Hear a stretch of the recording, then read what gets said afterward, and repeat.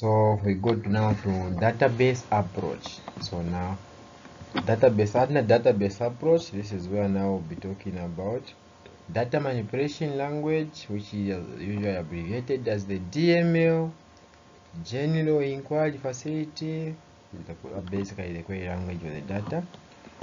Also talk about the controlled access to database, which may include the following. So the first one we are saying is the security system. So the security part, just from the word itself, you know that it's something to do with authentications, like who is supposed to access the certain data, who is supposed to access which data. Okay. Also talk about the integrity system. For the integrity system, as we go on in this same session, we'll be able to elaborate more on the same integrity system so that you're able to understand and be able to apply whatever we learn. So we'll also talk about concurrence control systems and also recovery control systems. Okay, let's move on now. That's the definition which has come. Okay. So we also talk about what we are calling the view. So the view, it allows each user to have his or her own view of the database. Each user to have his or her own database. So now an example that we can give in this case is, let's use any like an institution. Here is an institution. It has got a lot of students who are in different schools. Okay, so now when it comes to results,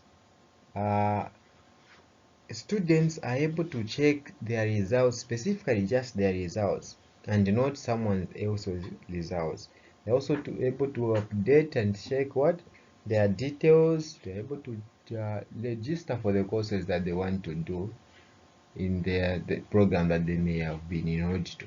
Okay, so that's what we mean by it allows each user to have his or her own view of the database. So me, I can only be able to check my results specifically because the credentials that I'm using are specifically just for me and not for someone else.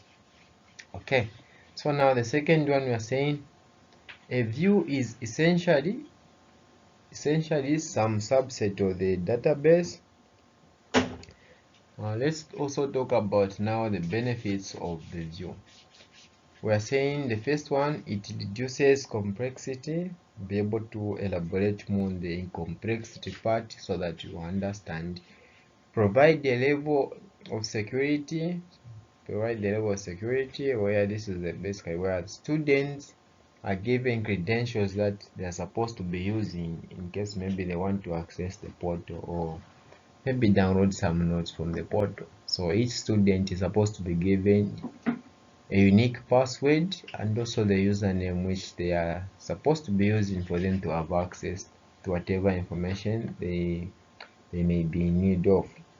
Okay, so provide the mechanism to customize the appearance of the database. So it provides a mechanism to customize the appearance of the database. In some institutions, they even allow like students to maybe put even a background to the database. Those are privileges that are given to students in some of the universities, though not most of the universities, but just some.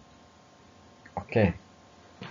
Present a consistent and changing picture of the structure of the database, even if the underlying database is changed.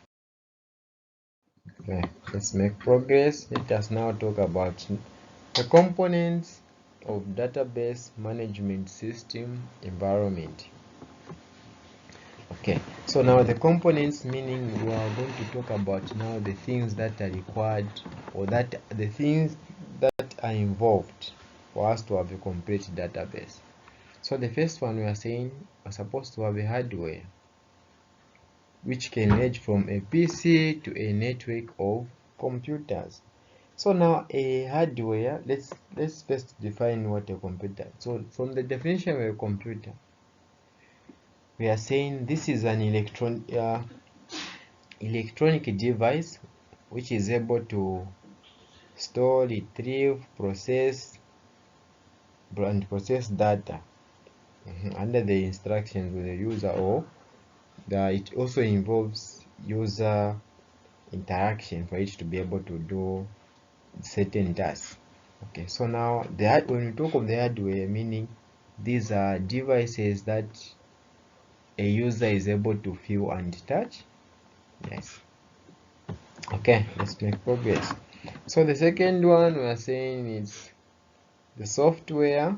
So the software meaning the database management system, operating system. So this time I don't expect anyone to have issues with an operating system, because we talked about the operating systems, the different types of operating systems and how they are able to function. Okay, so also have network software and also the application programs. Third, data, which is used by the organization, and the description of this data called the schema.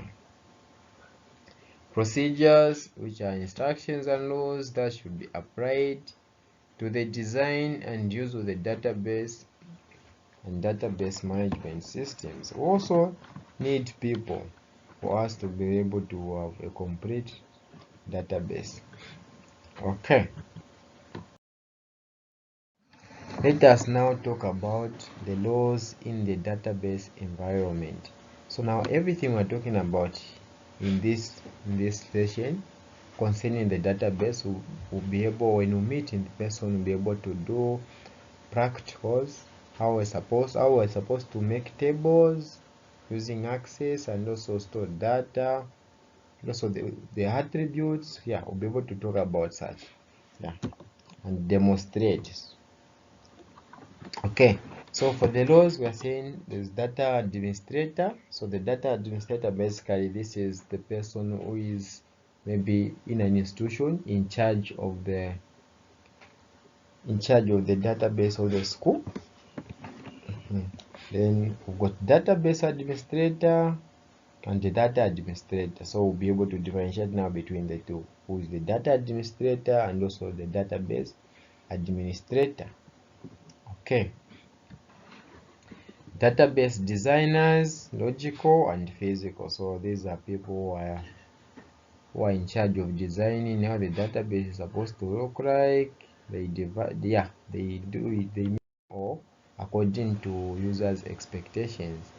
Because when you're designing softwares, obviously we're supposed to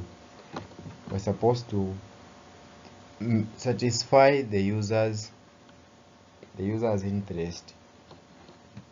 Okay, so application programmers, end users. So the end users that we're talking about in this case, it's us, the people who are using the computer or the database management system, the software. Okay,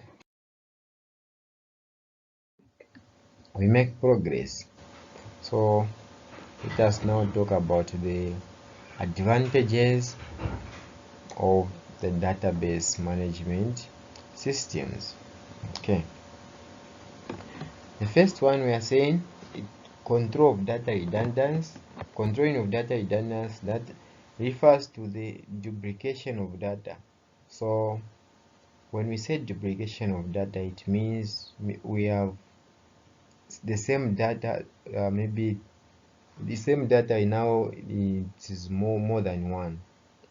For example, we are having more than the same NRC number twice or 3 times. Like we've indicated in the brackets here, we are saying storing same data multiple times. Okay, so it also eliminates the extra time for processing the large volume of data. It results in saving the storage space. Okay, so data consistency. So data consistency under database management system allows a user to share the data in any number of application programs. Data integrity. Integrity means that the data in the database is accurate.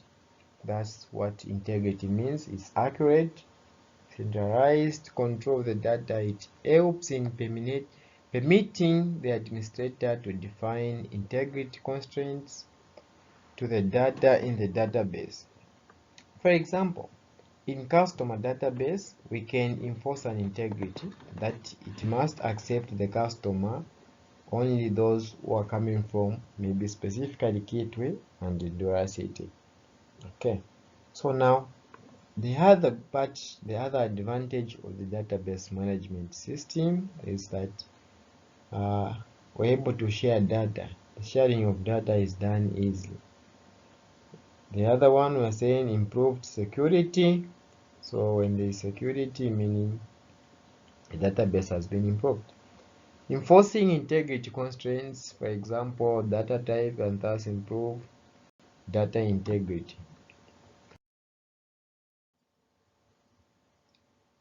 So we continue talking about the advantages of the database management system. Okay, so we're saying balance conflicting requirements, improved data accessibility and responsiveness. So now for these advantages, I'll be able to send the notes on the detailed notes where even the balance conflicting requirements is defined and also the examples are given, just so that you can be able to understand what we're talking about when we say balancing conflict requirements. Okay, improved data accessibility, responsiveness. So data accessibility meaning we are simply talking about this is the process of accessing data, and also the responsiveness of the system. Increased productivity, it improve maintenance through data independence, increased concurrence, improved backup and recovery service, restricting unauthorized access. So on the restricting unauthorized access, this has to do with the security part and the authentication of some users to the system or the database management system. Let's say, for example, the example that I gave earlier on when I was just starting this section, we said here is an institution. Then each student, for each student to check the results, each one has got his or her own credentials that are supposed to be used specifically for checking the results, their results, and not to check other people's results. So under database management system, programmers are able to do that, to restrict people, and those people are not supposed to see other people's information, so they restrict them from accessing the information. Okay, let us now talk about the disadvantages. As you know, in this, especially in this world, everything that has got advantages has got also the disadvantages. It's just a matter of outweighing, like talking about which one outweighs the other. So now in this case, under the database management systems, the first disadvantage we are saying complexity. So what do we mean when we say complexity? So complexity, it is a bit complex. Simple, it supports multiple functionality to give the user the best. The underlying software has become complex. The designers and developers should have thorough knowledge about the software to get the most out of it. Okay, the second one, we are saying the size. Because of its complexity and functionality, it uses large amount of memory, so it needs large memory to run efficiently. Okay, cost of database management systems. So the cost, it may be cost because in other cases maybe you need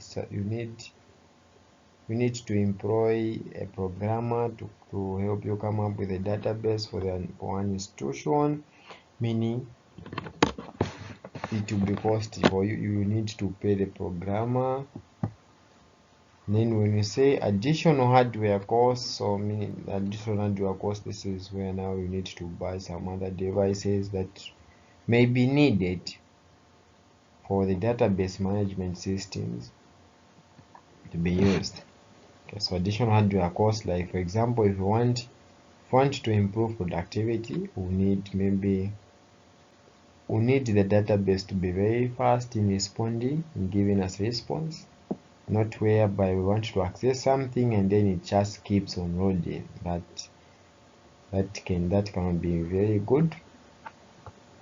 Okay, so we're also talking about the cost of conversion, performance. So the performance part, this is now we're talking about the speed of the database, how it's able to respond to the users when they request for some information, or maybe they want to just update the database.